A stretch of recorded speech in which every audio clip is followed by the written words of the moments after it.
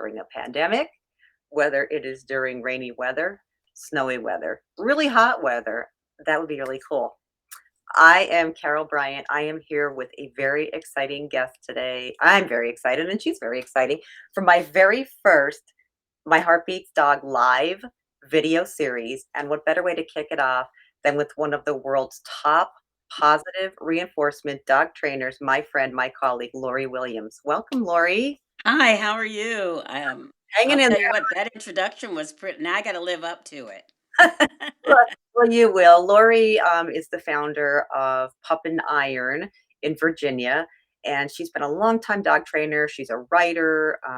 You're also on the board of governors for Dog Writers Association of America, and here we sit in our homes talking dogs, and you own a dog training business. And so this definitely, I think one of the first things I wanted to talk to you about is during these really uncertain times, how are you and your clients and your business holding up? Well, I'm sorry to say we have been hit hard by it because we do a lot of in-person classes, Yeah, and sometimes the classes have, definitely in excess of 10 people. Some right. have many, in the teens, and some of our like workshops and seminars could have, over 20, 25 people. So we unfortunately had to, stop operations with that fairly quickly. We also have a day school academy that the owners drop their dogs off. So we've been a little bit creative like that, and we've been able to keep that going on a very limited basis. Mm. But generally, probably about half of our services we couldn't do anymore. So it's a hard hitting, and it's that way for really most of the dog training businesses around the country that I'm aware of. So. And I think what you and others, I definitely know you are getting creative because during this really, again, uncertain time, dogs are creatures of habit. And so many people are flocking to puppies, which could be a really good thing. And they're also emptying shelters because they're fostering. But the need still is out there that people need dog trainers like yourself. So I think what we want to talk about today is something that'll apply to everybody, whether they've got an adult, whether they've got a puppy, whether they have a senior, whether you're fostering. There are 100 things that I thought of to do with dogs indoors beyond giving them food. Because if Mhm. it were up to my dog, he would eat along with me all day long. We would just, raid the refrigerator and the snack cabinet. So I'm going to follow that up with a post later on. I'll put in the comments. But let's start out with you, Lori, with some of the things that you feel while people are home with their dogs in their apartment. How do they get creative while being indoors? Well, I'll tell you, one of the first things I try to let people know is that everybody's scared. We're all scared. Everything's so uncertain. It's weird. And our dogs pick up on that energy. So if we're our anxiety, we can pass right on to our dogs. So we definitely don't want to do that because from the dog's perspective, this is like the greatest time of their life. This Hmm. is what they always dreamed of, was having us at home all day. So we want to make that pleasant for them, and we want to actually make sure we're giving them a lot of quality time, um, rather than sit and binge on Netflix all day. Right. The time that you can, play a lot of indoor games with your dog. There's some interactive games that you can actually buy that the dogs that uses their brains to figure out little different compartment there. Yep, just like that. And there's a lot of one of the brands is Nina Ottison, Yep. and they have some great interactive toys because you have to participate. The thing with a lot of times we're so often we'll just give them like a chew toy Yep. and like, send them off to do it on their own. This is the time to be interactive with our dogs. This is the time for a lot of personal play. And by that, I mean actually getting down on the floor with them and playing some tug games, playing fetch, Mhm. playing games that you have to be involved and that the dog will be coming back to you. You can also do some training. That Yes. that's a big thing. A lot of us forget that dogs were bred to work. So training kind of takes the place of the work that they used to have to do centuries ago or decades ago. Um, there's one game that you can get a ball and like a big exercise ball, Yeah. and teach them how to push it. And Oh, that nice. kind of gives them that simulates herding, if you will. Okay. There's a lot of scent games are very popular right now where you get them to use their nose. Dogs are great and they're natural at that.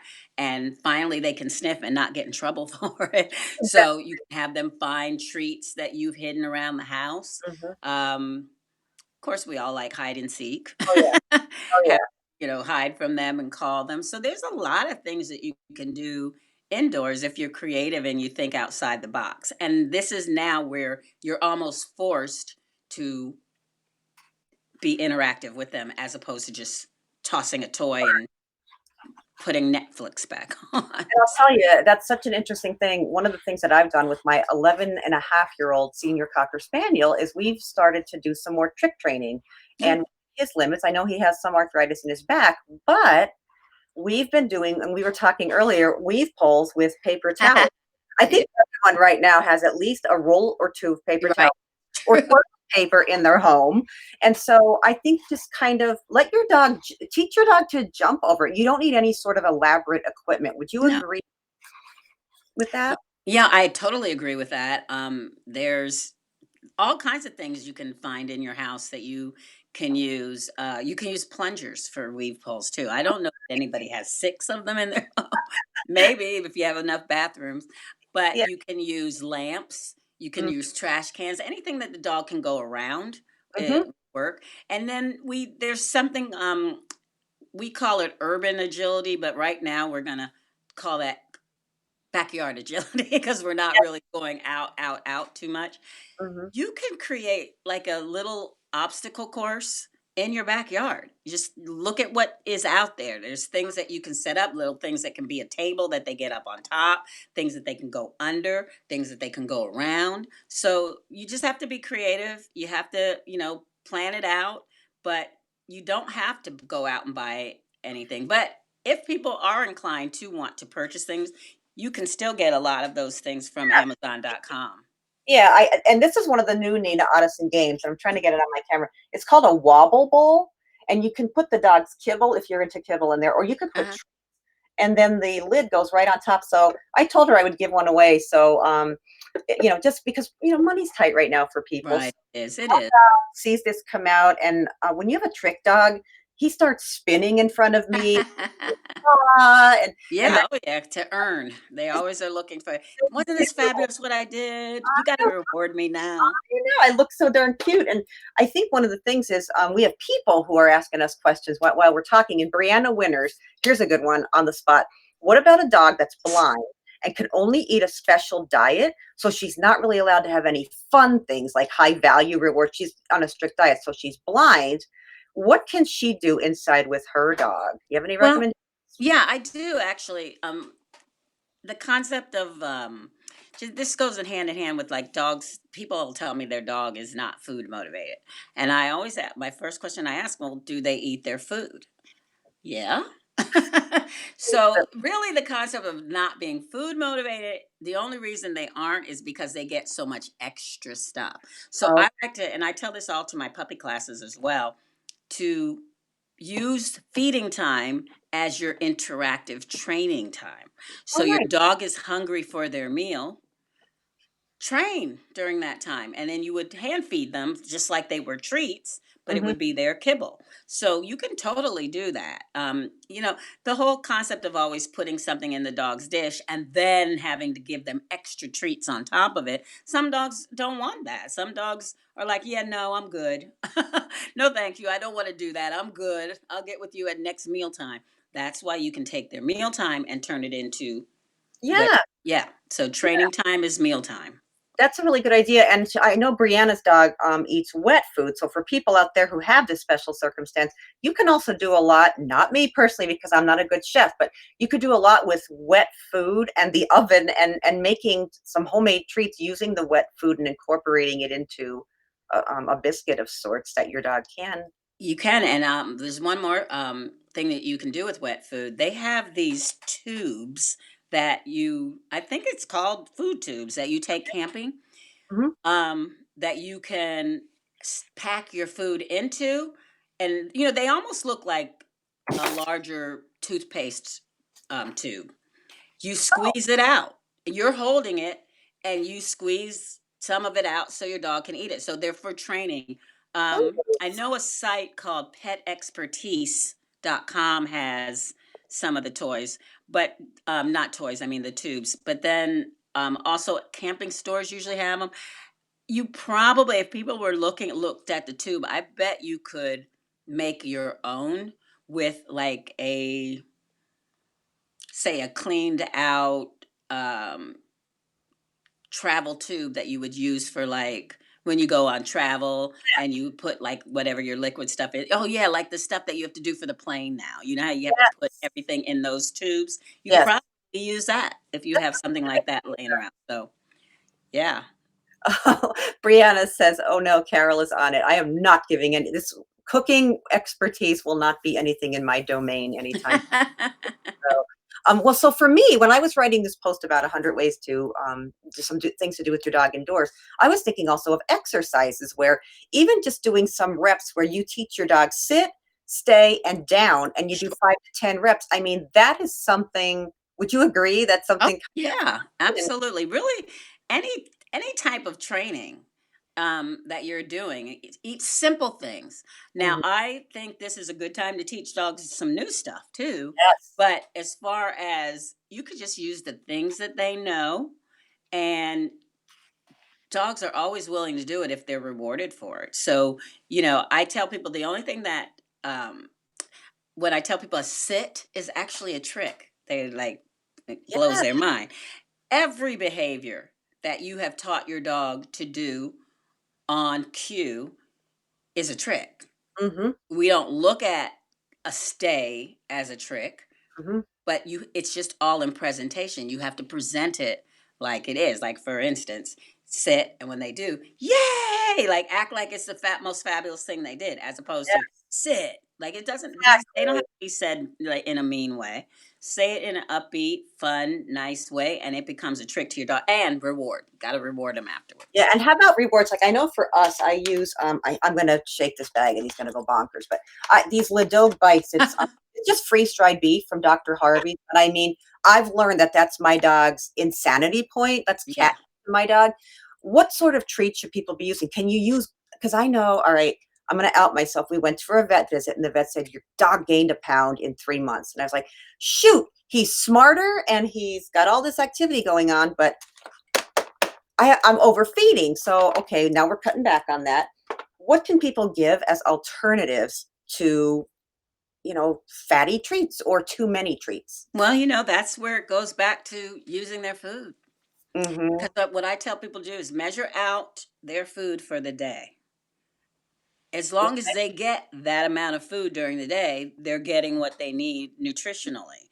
Mhm. So that's what you're going to use. So I definitely recommend that type of feeding for dogs that have any type of weight issues.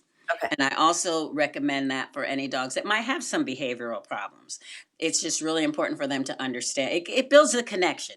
You're not only the owner that I love and listen to when it's convenient for me. But you are also my food source. They Yes. start that now. There is a residual effect that happens. You end up with a dog that follows you around all day, even if you're going into the restroom. Good exercise, actually. I put that in my post as I was writing it. I've learned that I have a dog that follows me all day, so sometimes I run around the house. Oh yeah, yeah, If you're gonna follow me, let's do some exercise, and we'll use exactly. the table, and we go in different rooms, and then he can't keep up with me, so I'm getting exercise too. Absolutely. And in addition to that, also, as far as the weight issues, you can also use like dogs like vegetables. You could Okay. use green beans, Okay. carrots, and they don't really have as many calories. Yeah. So you don't have to watch out for them. Yeah, my dogs like vegetables. Some dogs like some fruits. Like I know some dogs that love apples. Cut that up into little bits and give it to them. So you can find some more low calorie that aren't as rich as some of the Yes. treats are. Alright, I think the dog and I are both on a green bean diet. I'm just gonna steam them to avoid the stove as a whole. Okay, so what about I have a lot of viewers, and I know you have a lot of viewers, who have multiple dogs in the house. So we're telling them to try this, do this game, try exercises, multiple people games. How about multiple dogs so there's not any squabbling when treats are involved? What do you recommend for multiple dog households keeping busy? Well, I usually tell people, well, if you have more than one dog, you chose it. So it's just like having more than one child, human child. Yes. So they really each have to get the same amount of quality time. Yeah. So you're going to be on your toes. Yes. You can do some things together. There's some types of games that involve where one has to sit and wait their turn. So Mhm. that's a sit and a wait, which is difficult, but Yeah. it's training them to be patient, training them to not be impulsive, and they have to sit and wait their turn. And then then the next dog sits and waits. There's usually it's better if you give them a place to wait. For instance, if they have a mat, they Yes. go to the mat and that's where you wait. It's just when dogs have like a physical reminder that I'm not to get off this mat or Yes. I'm not to get off this platform, whatever it is, um, it helps them Yeah, because what's then the go Climb ahead. platform? That's KLIMB? it. The You go with climb. the Climb platform. I know it's a little pricey for some people, but when Yeah, it that is. comes out, up on you go to your spot is his thing, and that's his, like, happy place. He'll even sleep on that. Climb pedestals are fantastic. Yeah, I have used those in all my classes probably for about the last 5 years. nice. Yeah, they're great. They turn something that's very passive, like stay and wait, into really an active thing because what the dog is doing is they are on that pedestal and they're saying to myself, "Don't jump down, don't jump down, hold it, don't jump down." So they're very present in it. Whereas, like if you just told them to sit like any random place, they forget sometimes. They're like, "What was I doing? I don't understand. What am I doing?" or Right. forget anyway. But I find that yeah, and a mat, a placemat, or a climb pedestal if you have one, those work great for dogs being patient, learning patience. Well, Jane Bowles Pitney comes in and she says, "Any tips for teaching a puppy not to pull on a walk?" Now, I was going to just do indoor. Yep. We Look. are. We're going, but that leads into puppy training. Yes. There has been an explosion of folks who want a puppy, have a puppy. Maybe they got a puppy right before the pandemic, or you're indoors and it's raining and you have a puppy. You're indoors and it's 104 degrees out in Arizona, Mhm. and you need to be indoors with your puppy. And by puppy, I mean 7 months old or under. So you got an answer to that. You did I something that is so do. out of the box, Laurie Williams. Well, Uh, I'll tell you. Going on with you with puppies? Well, I'll tell you what we did. So recognizing that people have puppies, and really a lot of people rescue dogs right now, Mhm. they need to train. Let's stick with puppies for a moment, especially with puppies. They have a small window of time really to implant a lot of things in their brain because they're just now learning about the world. So you can't wait, like we don't know how long this is going to last, but you can't wait and lose all that time. So what I did was I basically put my puppy class curriculum online. So I'm offering online puppy classes right Nice, now. nice. Yeah. So and you know what I found out when I was writing out the curriculum? I was able to put so much more detail in the writing of it as opposed to the in-person classes where you're kind of throwing tidbits at people here and there. You have an hour, throw this at them, throw this at them, throw this at them, and then when class is over, a lot of times I'm like, "Oops, I meant to tell them this." Right. So whereas writing it out, I'm hitting every detail that I've always wanted to tell people, and then, so it's right there for them to go through the lessons. Uh, Yes. I believe there's about 20 different lessons for the puppy class. And we go through the lessons and we also meet weekly on Zoom. Oh, Uh, wow. yeah, so then I can actually see what we're doing. We also have each class has a private Facebook group where people can post questions, post videos of their dog doing Wow. something to make sure. So trying to hit all bases. And, this is the time when you cannot cannot make your puppies go without. They need this. And it's also fun for you. It gives you something to do, kind of takes your mind away from Yeah. all the craziness that's going on. Yeah, it's great. So, So it's an iron and people could so I need some sort of form. If I have a phone with video, I'm okay. If I have a computer that has a video on it, I'm okay. As long as I could tap in. Do you need to see me all the time or just once a week if I come to your class? well, yeah, just, you know what? We do the Zoom meeting once a week. Okay. Of course, I like when people are interactive throughout the week and post questions, post videos. Mhm. It's not necessary, but what I found is that people are they're posting a lot. They want the feedback, Yeah. and again, better than a weekly class because you're not going to get feedback till that next week. Whereas now, even at 12 in the morning, I might wander out to and get on my computer and see something, and then I answer. I don't say, I'll let them wait. No, I answer because And that's me. That's what I do. prices are so awesome for, you're inside, it's very affordable. How many weeks so if I'm a new puppy owner and I go to pupandiron.com and I sign up for your puppy class, how much of a commitment am I making? Okay, so it's a 6 week class, Okay. very similar to what most puppy classes are. So it's 6 weeks. Um, it and no, $99. That's That's it. crazy. That's crazy. I $99. I wanted to make it very affordable to people because of what's going on right now. I get it. That's Um, and then but also like I said, you get so much more than you would for a weekly in-person class. Yeah, it's not in person, but you get so much more because there's so much content that I've put up on the class platform in the lessons, and then uh, you kind of are getting one-on-one attention because when you post your question or even send me, I'm available by email too for the nice. class students. They send me an email, post a question, they're getting an answer, like I said, pretty quickly because that I just respond to emails very fast.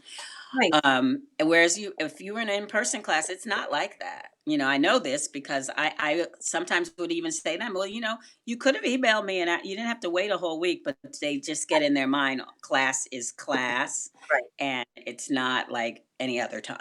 So this is Sure. getting people really working with their puppies a lot. Yeah, I mean, and for someone like me who I'm trying all these different things at home and I'm writing a post about 100 things to do with your dog. If you've got an adult dog though, and you want to do some basic obedience and you want to take it beyond reading my blog post or Googling videos on the internet, do you have anything for folks who have an adult dog? I do. So the puppy class goes up puppies up to 7 months old. Okay. 7 months and older, we have a basic manners and obedience class Nice. online as well. So really, and that goes from to any age from there. We are going to be rolling out an intermediate and advanced classes as well. That should be ready probably next week. Should Okay. be. Nice. Nice, Yeah. nice, nice. Things coming. Um, so we did a lot. I mean, we're talking about exercises for your dog and brain games for your dog. And another thing that I thought of recently was to do some arts and crafts at home with your dog. A friend of mine who has a few children said to me, you can get, I don't know, I'm going to verify this. You can get Kool-Aid and not put as much water in it and have that act as a safer form of a paw print Oh, okay. and kind of just do paw print art with your Sure. dog. Good. Make have a clean space because I can tell you that the dye doesn't clean up easily No, sometimes. it does not. I remember growing up, I would have like a red mustache Yeah, from cherry Kool-Aid, maybe for like a couple of days. yeah. That might be, I do remember that, I recall. So, And I think that everything that we're doing, Laurie, it doesn't all have to be go, go, go, train, train, train, trick, trick, trick. Sometimes it could just be giving your dog a good belly rub, giving your dog a good massage. And during that time is actually when I found on my first Cocker Spaniel, I found a cancerous lump on her oh, just yeah. doing a rub. And I thought that lump feels unusual. Yeah. So I think just touching your dog and doing that and bonding with your dog, do you think this is a good time? Oh my gosh, it's so important. I actually have found lumps and bumps on dogs that their owner did not know was there. Mhm. And really, that should never happen. You should be touching. I tell my students every night, go through a whole full body scan. It's pleasurable for the dogs anyway, they love it. Yeah. And if you, especially if you start them out as puppies, knowing that I'm going to be touching you everywhere, accept it, and you also reward them for it. Make it pleasurable. Yeah, you should be doing a full body scan. Mix it in with some massage too, Mhm. some T touch. I'm not sure if you're familiar with T touch. I'm sure you are. Um, there's all kinds of different things that you can find on the internet where certain spots that dogs really love and get certain types of energy or endorphins release every night you should do that, or every day. Just pick a time to do it. You got to get up close and personal with your dogs. It's not going to be viewed as invasive to them if you do it all the time, and they get rewarded for it. Absolutely. One of your followers, Joyce Williams Cambridge, said she is loving this video discussion. Oh, good. Hi, Joyce. Yes, yes, Haven't seen her for a while since we've been closed. aw. Yeah, Yes, Joy Haven. dogs, Apollo, a beautiful standard poodle, and Oh, good. Sparky, a little tiny terrier poodle mix, and she's been training with me for many years. Aw, well, I'm so glad Joyce is here Me with us. too. I know when you see someone even on video, I'm sort of wanting to hug the screen because I I have. know. But, okay, so getting back to some of the things, Yeah, whatever you're doing with your dog, for me, when you're teaching them a new trick or a new behavior or playing a new game, I generally don't go beyond 10 or 15-minute sessions. yeah, short. Because first of all, I think your dog's gonna get annoyed. You're going to be a bit it's Yeah. enough for you too, and what about ending on a positive note? How do you end a session with your dog? Well, you always want to do, if they're, especially if they're struggling with something and not quite getting it, then go back to something they know well, Okay? and then have them do it and reward them, and then done. And you're absolutely right. Short sessions. Mhm. 15 minutes at a time is on the long end of it, if I'm being honest, because you know what? 15 minutes in the morning, 15 minutes in the afternoon, 15 minutes in the night. That's, what, okay, I'm 45 minutes. I had to add it up. That's Right. 45 minutes of Yeah, training that you did that day. You know yeah. what? And you don't even have to do 15, 5 minutes, 5 minute spurts here and there. One of my favorite things I always tell people is to train during commercials. Nice. Even though we tend to fast forward through we tend to DVR and then fast forward. Yeah, Watch it live. Let the commercial come on. Do some sits during the commercial. nice. Next commercial, do some downs. Mhm. Next commercial, do some hand touches. Like that's what 3 minutes at a time. So that's what you definitely want to do. And then one of the final things I wanted to talk about was now I have the privilege of working from home regularly. Right now, you're at home. Hmm. What about when there's a mass exodus and folks start returning to the workforce and going out, and dogs who have been with us for countless days, weeks, and Right. whatever period of time? How do we can we do anything now to prevent massive separation anxiety when Yeah. it comes? Well, that's why people who do crate training, um, it's very important that dogs stay on their routine. Mhm, So what I mean by that is if you normally do crate them for while you're at work, certainly you don't have to crate them for, well, I'm just going to go ahead and say I don't believe dogs should be crated super long anyway. Like I don't think dogs should be crated the entire 8 hours that you're at work. That's thank that's me. mhm, But if your dog's used to being crated for short periods of time at home, then mhm, you really should still crate them maybe half of that time mhm. at home. Like, don't completely lose the crate Right, because because you're home with them. Keep them on as close to a routine as they were.